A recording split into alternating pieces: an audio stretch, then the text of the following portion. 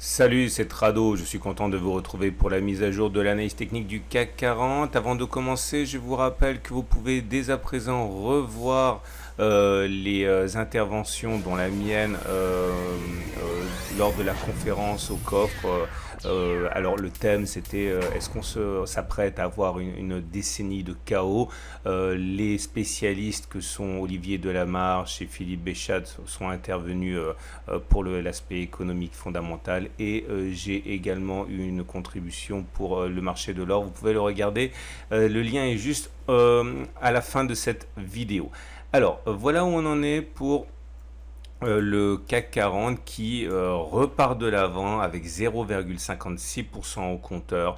On se demande bien jusqu'où cela pourrait aller et même si cela peut défier l'entendement et la pesanteur, il faut savoir que aller vers le haut n'est pas du tout quelque chose qui soit impossible, hein, puisque regardez, on a une configuration assez proche ici avec une progression pas aussi forte que celle à laquelle on assiste actuellement avec un biseau ascendant. Normalement, ça se casse par le bas, mais vous voyez ici, ça s'est cassé par le haut. Un autre exemple ici, avec une progression importante, un biseau, une extension encore vers le haut. Donc voilà, même si à titre personnel, j'appelle les traders nouveaux à la prudence, il faut savoir que ça peut très bien monter et pourquoi pas aller chercher le gap des 5884, 5995. Alors maintenant, ceux qui achètent doivent le faire avec prudence, avec de l'expérience. D'ailleurs, moi, je suis encore haussier, hein. Mon scénario de travail, c'est qu'il y ait une consolidation avant de repartir vers le haut et pas que ce soit la fin de la progression. Maintenant, je le répète pour la troisième fois, si vous achetez des actions maintenant ou si vous achetez le CAC 40 maintenant, il faut savoir que vous achetez ça à un moment qui est assez tendu, hein. Alors justement, merci à Tony qui m'a fait parvenir cette idée de backtest.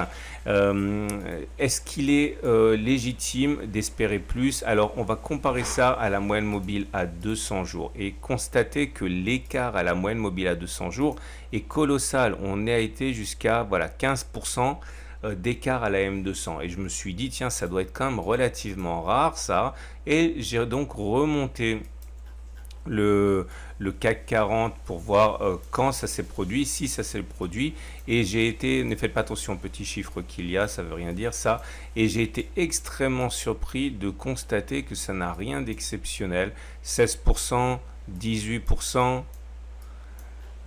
attendez, je vais remonter un petit peu plus vite, voilà, 16,8, 21, 21,4, 19, et vous voyez, ça n'empêche pas de faire des plus hauts derrière. J'ai essayé de backtester, j'ai pas trouvé quelque chose qui soit significatif à partir de là. Donc le message que j'aimerais vous faire passer, c'est que même s'il faut être prudent, voilà, 21, 22, 26, 31% d'écart à la M200, 32, 31 encore, bref, trop d'occurrences pour dire que c'est un phénomène qui est exceptionnel. Regardez, 28, 29, 28, 31 encore ici. Bref, on peut même monter aux origines du CAC 40 et trouver des cas de 23%, 25% d'écart à la M200. Donc voilà, en tant que tel, l'excès auquel on assiste actuellement n'est absolument pas annonciateur en tant que tel seul d'une correction forte à venir.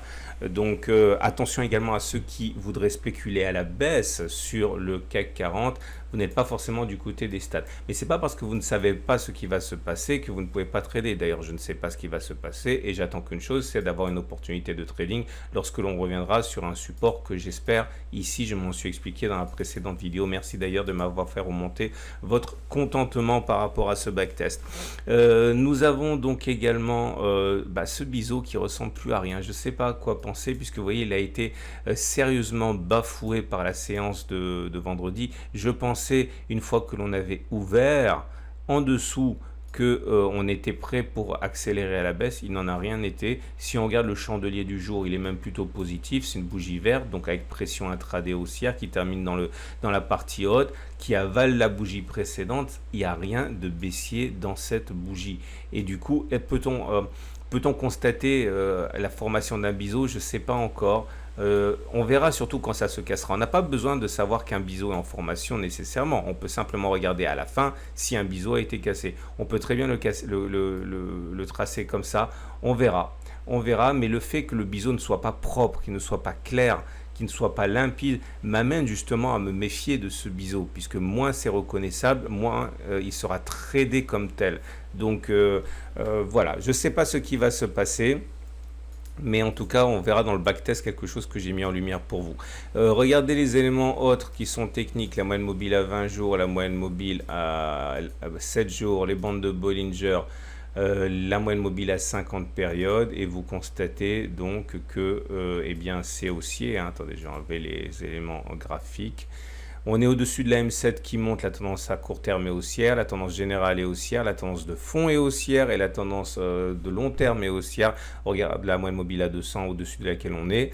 Bref, il n'y a aucun signe de fragilité évidente au niveau des moyennes mobiles. Attention par contre, la Bollinger supérieure descend. Avec ce qui se passe, il y a de fortes chances pour qu'on n'arrive pas à la passer. Mais ce n'est pas non plus une obligation, c'est simplement un endroit où une attaque baissière pourrait se déclencher. Les éléments techniques n'apportent rien de significatif non plus. Le MACD est toujours au-dessus de son signal, le RSI est toujours au-dessus de 50. On a également le momentum qui est toujours positif et donc les indicateurs lents sont toujours bien orientés globalement. Les indicateurs techniques rapides ont déjà donné leur signal baissier avec le MACD qui a croisé son signal, le stochastique qui a recroisé son signal à la hausse, à la baisse, à la hausse, le CCI également hein, qui est en dessous de son signal. Ça n'a rien donné, aucune contamination des indicateurs lents par les indicateurs techniques rapides et si les indicateurs techniques rapides redeviennent haussiers avec le CCI qui repasserait en zone de surachat, le MACD qui repasserait au-dessus de son signal, bref, ça serait une jolie nouvelle impulsion haussière. Donc grande méfiance encore. Ce qui nous amène donc au backtest du... Non, je vais faire l'Ishimoku d'abord. Et l'Ishimoku nous présente toujours le même profil. Alors attendez, il y a quelque chose quand même que j'aimerais vous montrer. C'est la prochaine résistance, Ishimoku. Bon, pour l'instant, c'est haussier. On l'a dit, on a suffisamment végété. Maintenant qu'on est passé en tendance haussière, on ne va pas non plus se priver de le signaler. On est toujours dans une situation où on est au-dessus du nuage qui monte, au-dessus de la Kijun qui monte, au-dessus de la Tenkan qui monte, c'est haussier. Les prochaines résistances Ishimoku sont là, hein. En langage Ishimoku, il faut regarder les plats. Donc ce plat-là a été passé, vous savez, ça a bloqué les cours.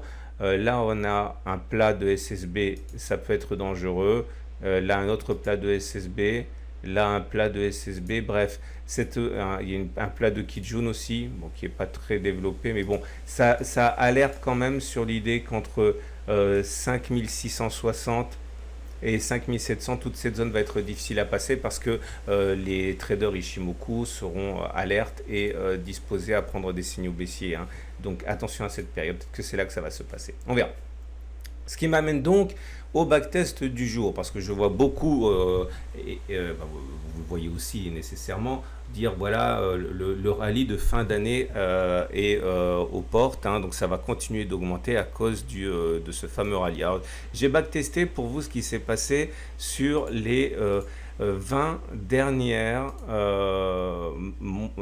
mois de décembre et regardez si la réputation du rallye de fin d'année du mois de décembre est justifiée ou pas. Alors, bon, j'ai remonté, j'ai calculé, etc.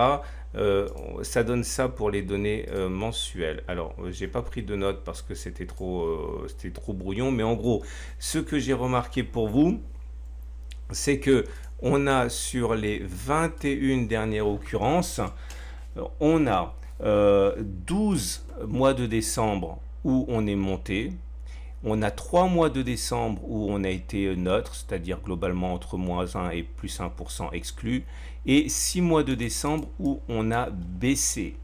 Et ça nous donne 57% de mois de décembre où clairement ça monte de plus que 1%. Le meilleur mois a même été de 10,9%. 15% des cas où c'était neutre, on a globalement lévité entre moins 1 et plus 1%.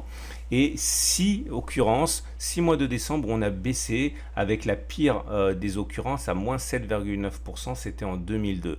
Alors, est-ce que ça veut dire pour autant que, voilà, on est le 29 novembre, il faut vous dépêcher d'acheter à la fin du mois, au 1er décembre, pour parier sur le fait qu'on va monter? Non, évidemment que non, vous ne pouvez pas faire ça, parce qu'il faut encore backtester à quel moment vous entrez, à quel moment vous sortez, etc. Mais je peux déjà vous dire que la hausse moyenne a été de 4,8%, la baisse moyenne a été de 4,1%, avec 57% de chances de monter si ce backtest était valable et 29% de chances de baisser.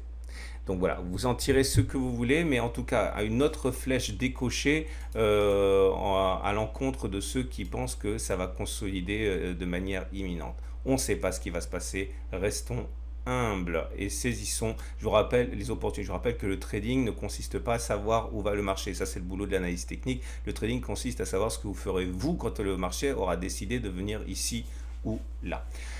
Ce qui nous amène donc au trade possible. Alors voilà, si vous êtes baissier, vous pouvez par exemple considérer que l'Ichimoku va entraîner une baisse lorsqu'on va s'approcher des différentes zones ici que j'ai mentionnées. Vous pouvez mettre un stop au-dessus, voilà, 2,8%, ou dire si c'est pas ces trois résistances, ça peut être autre chose, mais globalement je mets un stop à 2,8%. Vous visez un retour sur le support. Bah, c'est un peu juste parce que moi j'aime pas viser plus bas ou à l'intérieur des supports. Là ça fait 2,4. Bon, prenez un peu plus serré. Attendez que ça monte un petit peu éventuellement. Si jamais ça monte un petit peu, on met un stop au-dessus. Ça fait 2% de stop. On vise 2,5, 2,6, 2,7, etc. Vous avez un ratio gain supérieur à 1. Pourquoi pas, hein, l'Ichimoku est généralement assez fiable. Si vous êtes haussier, bah, vous pouvez par exemple trader ce que j'ai mentionné. Là. Vous attendez la fin du mois, enfin le 30 novembre au soir, vous achetez pour être sur le marché le 1er décembre. Et par contre, à charge pour vous de savoir exactement à quel moment vous allez vendre, à quel moment vous allez acheter. Mais bon, c'est un trading qui peut être assez intéressant, un plan de trade. Je vous rappelle que la baisse moyenne a été de 4,1% et la hausse moyenne a été de 4,8%. Voilà. Je pense qu'on a fait le tour. Je vous invite à regarder, donc si vous le désirez, les vidéos à la fin de cette vidéo-ci, avec l'analyse technique de moyen terme, l'analyse de l'or après 15% de baisse, les perspectives pour 2021 et plus que j'ai donné, partagé lors de la présentation au coffre. Et je vous dis demain pour la mise à jour.